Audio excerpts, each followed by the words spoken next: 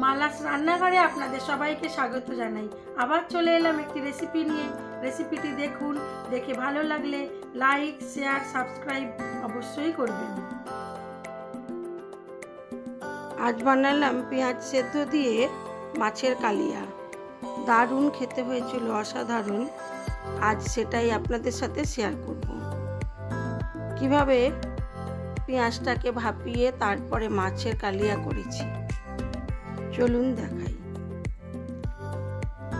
এখানে নিয়েছি সেদ্ধ করা পেঁয়াজ, রসুন, কাঁচা লঙ্কা, গোটা গরম মশলা, গোটা জিরে, গোটা শুকনো লঙ্কা, দই, আদা জিরে বাটা। এইটুকুই মশলা দেব। মাছের মধ্যে নুন আর হলুদ গুঁড়ো মাখিয়ে নিয়েছি, ভালো করে ধুয়ে এবারে একটা কড়া বসিয়ে দিলাম। প্রথমে মাছগুলোকে খুব ভালো করে ভেজে তুলে নেব।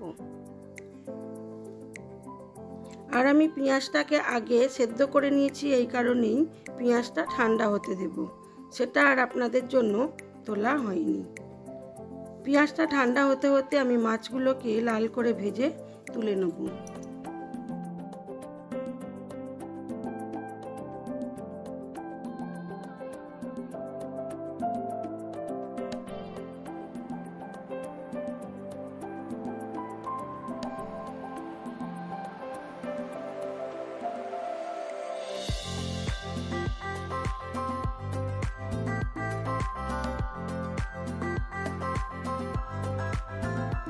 আজকের এই রেসিপির জন্য মাছটা একটু টাটকা হলে বেশি ভালো হয়, সেটা ছোট হোক বা বড়।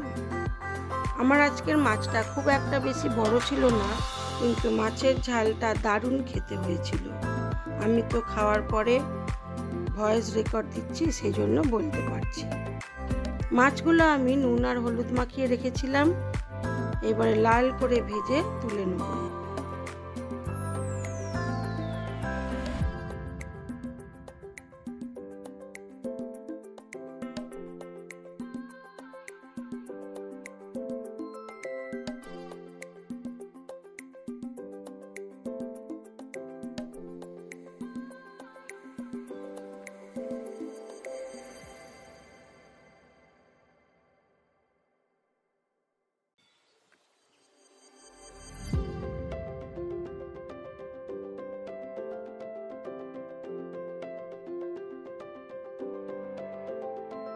মাছগুলো খুব ভালো করে ভাজা হয়ে গেছে, আমি এবারে এগুলোকে তুলে নেব।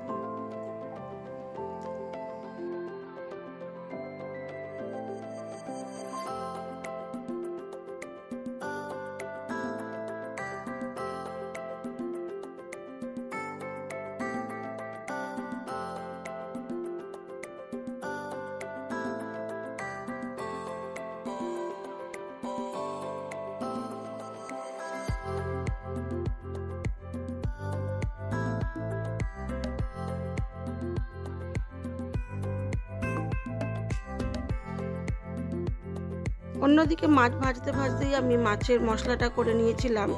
রসুন, কাঁচা লঙ্কা বেটে নিয়েছিলাম, আর সেদ্ধ করা পেঁয়াজটাও বেটে নিয়েছিলাম।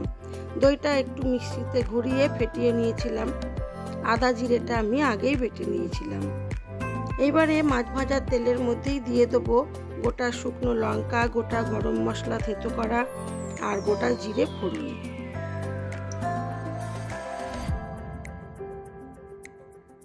ফোড়নটা খুব ভালো করে ভাজা হয়ে গেছে, এবারে দিয়ে দেবো পেঁয়াজ বাটাটা। সেদ্ধ করে রাখা পেঁয়াজটা ঠান্ডা করে নিয়েছিলাম, তারপর ওটাকে মিক্সিতে ঘুরিয়ে বেটে নিয়েছি। দিয়ে দিলাম পেঁয়াজ বাটাটা।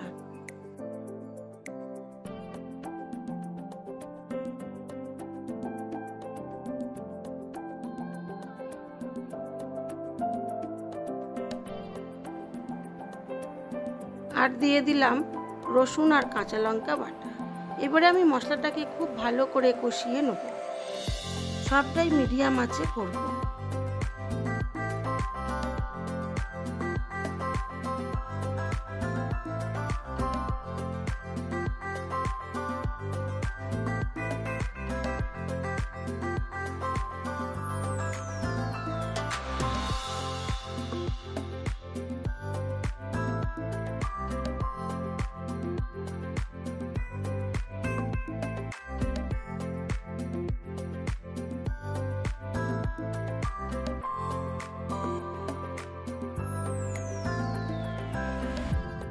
এবারে দিয়ে দিলাম আদা আর জিরে বাটা।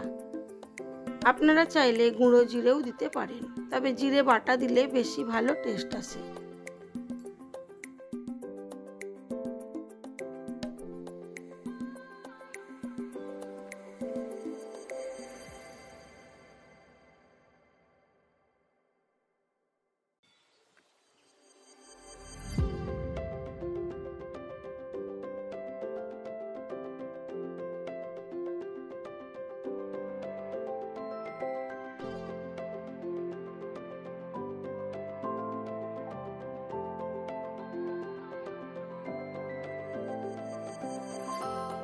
মশলাটা ভালো করে কষিয়ে নিয়ে দিয়ে দিলাম ফেটিয়ে রাখা টক দইটা। টক দইটা কিন্তু খুব একটা বেশি দেব না। এবারে মশলাটাকে আবার ভালো করে কষাবো যতক্ষণ না তেল ছাড়ে।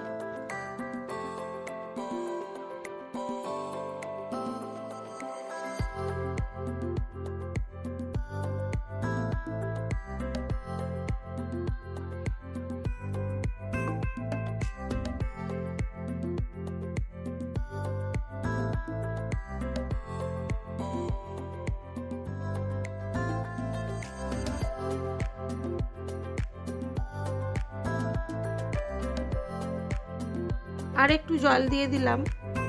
এবারে মশলাটাকে খুব ভালো করে কষাতে থাকবো।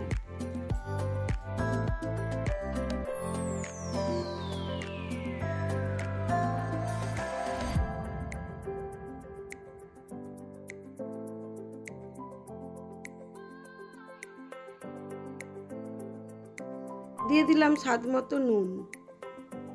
এবারে আমার যতটা ঝোলের দরকার ততটা জল দিলাম, দিয়ে গ্রেভিটাকে ফুটতে দেব।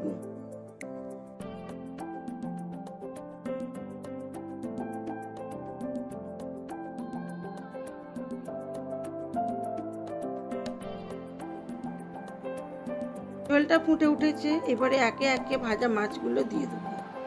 আর একটু নুন লাগতো, দিয়ে দিলাম।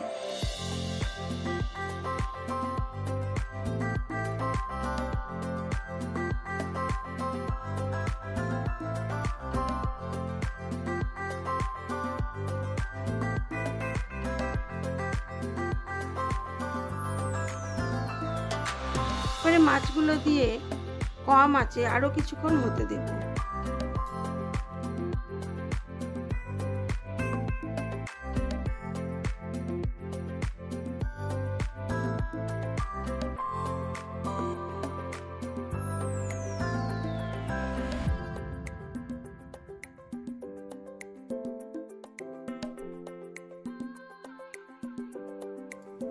মাছের ঝালটা আমার প্রায় হয়েই এসেছে। আপনারা যদি চান একটু কেওড়ার জল দিতে পারেন, না দিলেও হবে। দিয়ে দিলাম কাঁচা লঙ্কা চেরা। এবারে আর একটু ফুটে গেলেই আমি মাছটা সার্ভ করে দেব।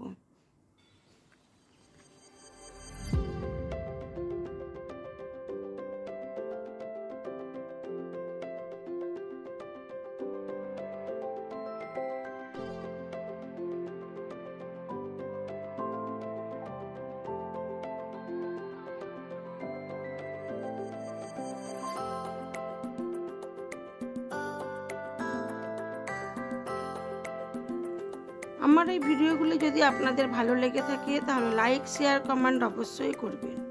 আর নতুন বন্ধু হয়ে থাকলে একটা সাবস্ক্রাইব করে দেবেন।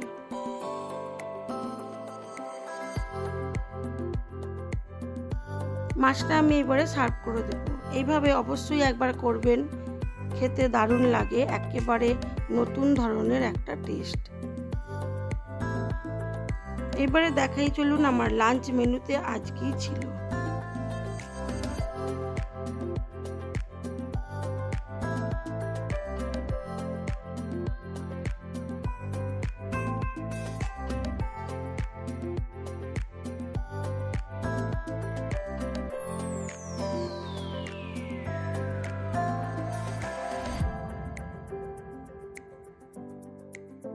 আমার লাঞ্চ মেনুতে আজকে ছিল সাদা ভাত, কুঁদরি ভাজা বা পোস্ত। একদম শুকনো শুকনো করে করেছি, ওই জন্য ঠিক ভাজাই বলা যায়। অল্প একটু পোস্ত দিয়েছিলাম, বাটা পোস্ত, সেই জন্য কুঁদরি পোস্তও বলা যায়। আর ছিল আমের চাটনি, আখের গুড় দিয়ে আর মাছের ঝাল, আর ছিল আলু পোস্ত। আজ এইটুকুই। সবাই ভালো থাকবেন, সুস্থ থাকবেন, নিজেদের খেয়াল রাখবেন।